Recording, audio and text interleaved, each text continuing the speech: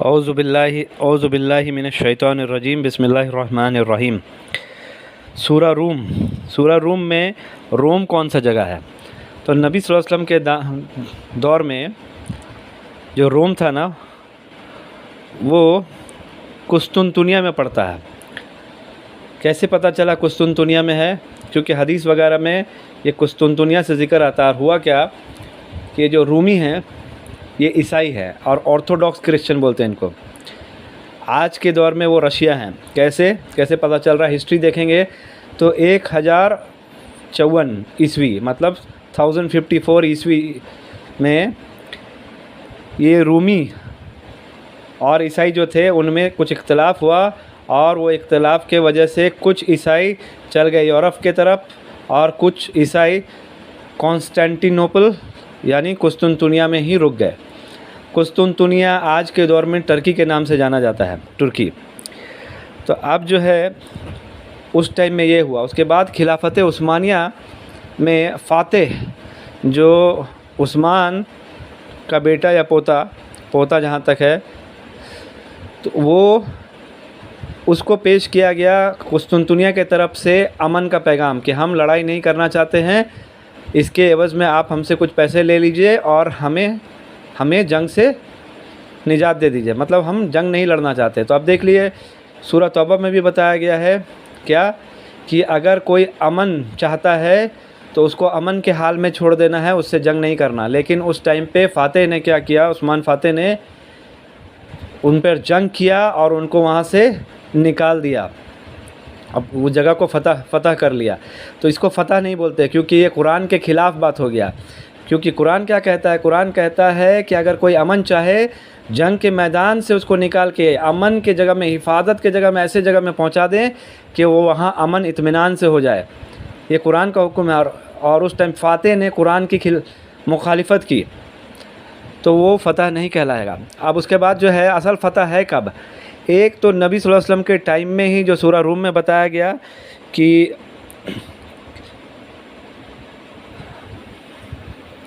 बदिय सिनीन जो लफ्ज़ है यहाँ पर, मतलब कुछ साल में, जो 3 से 9 साल के अंदर का गिनती आता है इसका। और अबू बकर रज़ियल्लाहु अन्हु इस पर शर्त भी लगा लिया था कि रूमी फ़तह पाएंगे क्योंकि कुरान में बताया गया था और नबी सल्लल्लाहु अलैहि वसल्लम ने उनके शर्त को बढ़ा लेने के लिए भी कहा था। तो अब जब रहा सवाल कि उस टाइम पे सहाबा को और नबी को ये खुशखबरी दी गई कि रूमी फ़तह होंगे, और जब वो लोग जीते रूमी तो सहाबा सब ने और नबी सल्लल्लाहु अलैहि वसल्लम ने खुशी मनाया। तो ऐसा क्या ख़ास था कि जिस पे मुसलमान इतने खुश हुए उनके जीत पे? क्योंकि उनका कनेक्शन आखरत से भी जुड़ा हुआ है। एक बार वहाँ पर वो गालिब हुए थे रूमी, और दूसरी बार उनका नाम आता है आखरत के पे, और वो सही मुस्लिम की हदीस है, बहुत फेमस हदीस है जो 7278 में किताबुल फितन में आपको मिलेगा। क्या है कि वहाँ पर हदीस में बताया, लंबी हदीस है, जिसमें बताया गया कि ईसाइयों के साथ मुसलमान जो रहेंगे वो शामिल होंगे, जंग में जाएंगे। वो टुकड़ा उसमें नहीं दिया है। फिर उसके बाद क्या होगा, 1/3 मुसलमान भाग खड़ा होगा और 1/3 मुसलमान शहीद हो जाएगा और 1/3 मुसलमान गलबा पाएगा। और उस हदीस में ये भी बताया गया है कि वो आगे बढ़ के कुस्तुनतुनिया फ़तह करेंगे। तो ईसाई और मुसलमान जो है ना, वो वहाँ आगे चढ़ के कुस्तुनतुनिया फ़तह करेंगे मुसलमान। तो अब एक चीज़ समझने की ज़रूरत है, ये कुस्तुनतुनिया दोबारा आ गया। और इस हदीस में जो अल्फाज है बाइजेंटाइंस कौन है? बाइजेंटाइंस वही रूमी हैं। कैसे पता चला?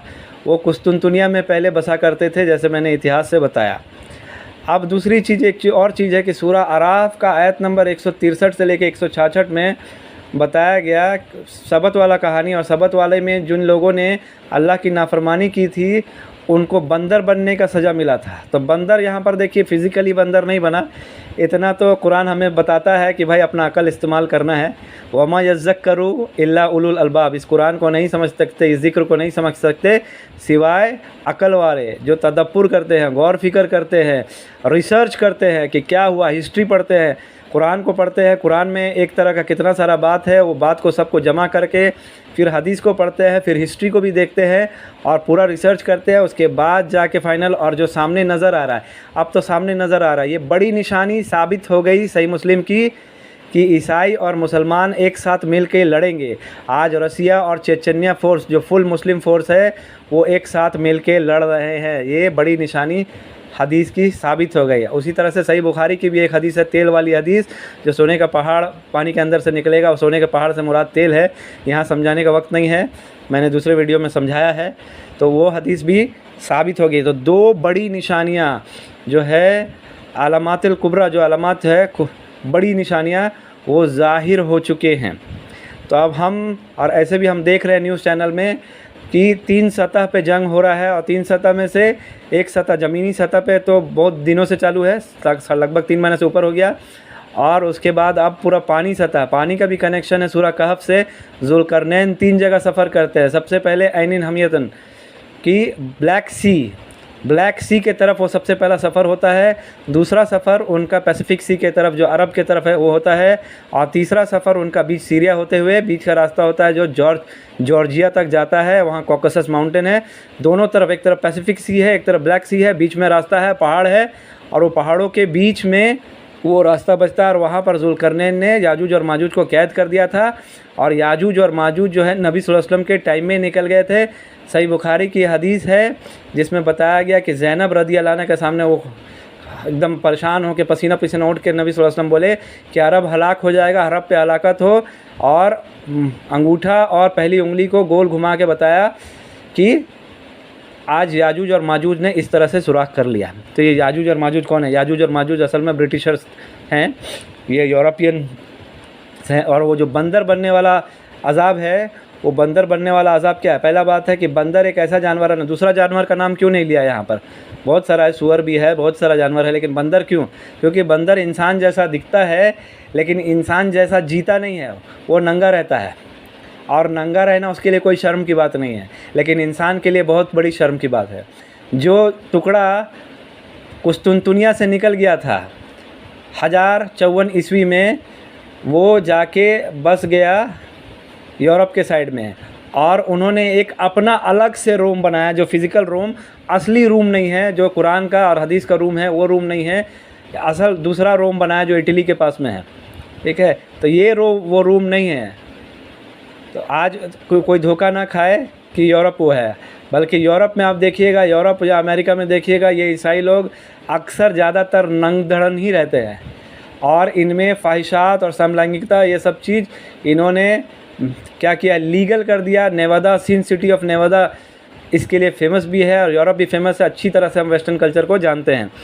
तो ये बंदर वाला अजाब इन पे फिट हो गया। और आप देख लीजिएगा, ये जो ऑर्थोडॉक्स क्रिश्चियन है ना, वो लोग हमेशा, चाहे तो आप किसी कॉन्वेंट स्कूल में जाकर देख लीजिए, वो सिस्टर लोग एकदम हमेशा ढकी हुई रहेंगी, वो हमेशा पूरा बदन को ढकते हैं, और इनके पादरी भी पूरा बदन को ढकते हैं। ये लोग कपड़े बहुत अच्छी तरह से तहज़ीब के साथ पहनते हैं, जैसे कि मुसलमान औरतें हिजाब करती हैं। तो ये वाला आप समझ लीजिए, ऑर्थोडॉक्स क्रिश्चियन के बारे में बताया गया कि वही रूमी है, और वो दोबारा गालिब होंगे जो सही मुस्लिम के हदीस में है, और वो उसमें मुसलमान उनका साथ देंगे, और वो हदीस साबित हो गई, वो बड़ी हदीस साबित हो गई है, और तेल वाली हदीस भी साबित हो गई है। तो इससे हमें पता चल गया कि कौन नकली रोम है, कौन असली रोम है, और कौन फ़तह पाएगा। यहाँ पर रसिया फ़तह पाएगा, और मुसलमानों के लिए एक बार फिर से बहुत बड़ी खुशी होगी, क्योंकि मुसलमान उनके ज़रिए से फिर कुस्तुनतुनिया फ़तह करेंगे, और उसके बाद दज्जाल आएगा। और ये सब होगा परमाणु वर्ल्ड वॉर 3 के बाद, वर्ल्ड वॉर 3 से पहले नहीं। और बता दिया गया है सूरह बनी इसराइल में आयत नंबर 58 में कि क़यामत से पहले एक बहुत बड़ी तबाही आएगी, जिसमें ऐसा कोई बस्ती या ऐसा कोई शहर नहीं बचेगा जो तबाह नहीं होगा। और हदीस में बताया गया कि 100 में से 99 मारे जाएंगे, उस तेल वाली हदीस में भी। और अरब हलाक होगा, 100 में से 1 बचेगा। तो 99% तबाही होगी, और वैसा सिर्फ़ और सिर्फ परमाणु बम में ही हो सकता है। इसीलिए वहाँ से पता चलता है कि ये परमाणु बम का मामला है। तो हमको समझ में आ गया कि रूम कौन है, मुसलमानों को किसका साथ देना था। इसीलिए चेचन्या फोर्स अच्छी तरह से वो कुरान को जानते थे, समझते थे, और उन्होंने रशिया का साथ दिया, यूरोप का साथ नहीं दिया। अब हमें समझ में आया, और आगे भी हम मुसलमानों को इसी तरह से रशिया का साथ देना है और आगे चलना है। तो ये सब हमको समझना बहुत ज़रूरी है इस दौर का। और ज़्यादा गहराई के लिए मेरे दूसरा वीडियो है जो दुनिया का निज़ाम बदलने वाला है वो देख सकते हैं। और सूरह कहफ के लिए एक वीडियो बनेगा, आखरत और सूरह कहफ में पूरा डिटेल दिया है कि कैसे घर के एतबार से, बाहर के एतबार के, माहौली एतबार से, हर एतबार से कैसे चलना है जिससे हम दज्जाल से बचेंगे। फ़िलहाल के लिए अस्सलाम वालेकुम रहमतुल्लाहि व बरकातुहू। सूरह माइदा में आयत नंबर 82 में बताया गया है कि यहूदी मुसलमानों के दुश्मनी में सबसे सख्त होंगे, उसके बाद मुशरिक, और सबसे करीब तर जो इस मुसलमानों के दोस्त होंगे वो ईसाई होंगे।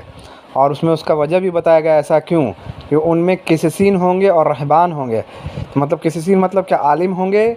और रहबान किसको बोलते हैं, रहब जो है ना वो आता है ऐसे लोग जो दुनिया को तर्क करके अल्लाह के तरफ मोनास्टिसिज्म को अपनाते हैं।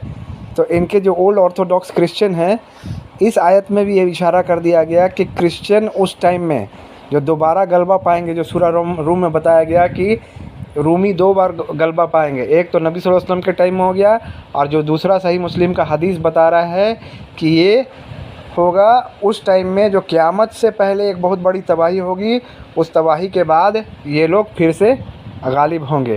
तो सूरह माइदा का आयत नंबर 82 बता रहा है, और बनी इसराइल का आयत नंबर 58 उस तबाही की तरफ इशारा कर रहा है। और सही मुस्लिम की हदीस नंबर 7278 जो किताबुल फितर में आखिरी जिल्द में है, वो हदीस भी बता रही है।